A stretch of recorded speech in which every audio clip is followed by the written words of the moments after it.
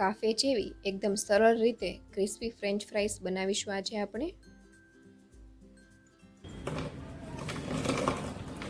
જે ખાવામાં એકદમ ક્રિસ્પી અને ખૂબ જ ટેસ્ટી લાગે છે.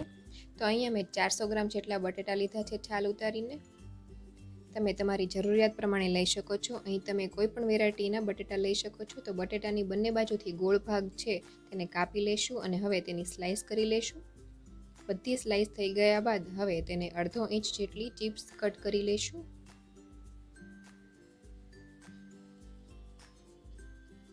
આ રીતે બધી ચિપ્સ કટ થઈ ગયા બાદ હવે તેને તરત જ આપણે એને પાણીમાં 4 થી 5 વખત ધોઈ લેશું.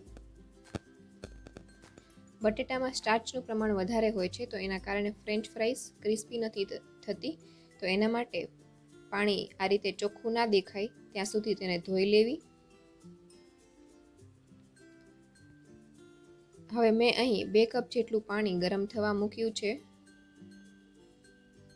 અને તેમાં અડધો ચમચી જેટલું મીઠું ઉમેરીશું. અને પાણી ગરમ થઈ જાય એટલે તરત જ બધી ચિપ્સને તેમાં ઉમેરી 3 મિનિટ સુધી કૂક થવા દઈશું.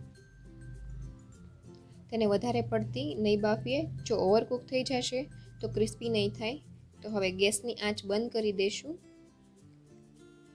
અને બધી ચિપ્સને કાઢીને નિતારી ઠંડા પાણીમાં ઉમેરી દઈશું.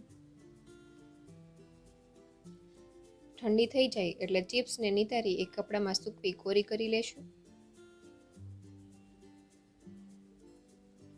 તો 10 મિનિટ જેવું લાગ્યું છે ડ્રાય થતાં, અને આ રીતે બિલકુલ પાણી ન રહે એનું ખાસ ધ્યાન રાખવું. અને હવે આ ચિપ્સને મીડિયમ ફ્લેમ પર ગરમ તેલમાં 3 મિનિટ સુધી તળી લઈશું. તો માત્ર 3 મિનિટ જેવી તળી તેને બહાર કાઢી લેશું.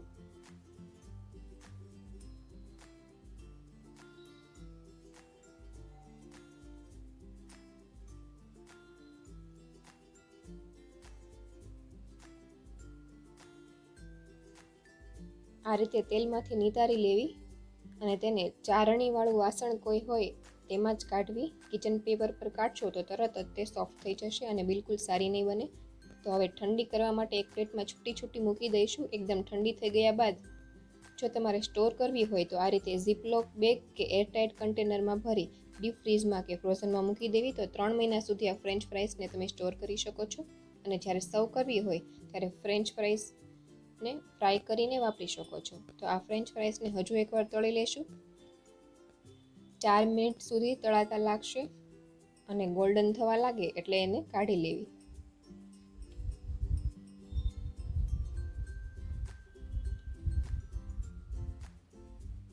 અને ચારણીવાળા વાસણમાં જ તેને કાઢવી અને ગરમ હોય ત્યારે જ તેના પર મીઠું કે પછી ચાટ મસાલો કે પછી પેરી પેરી મસાલો છાંટી દેવો.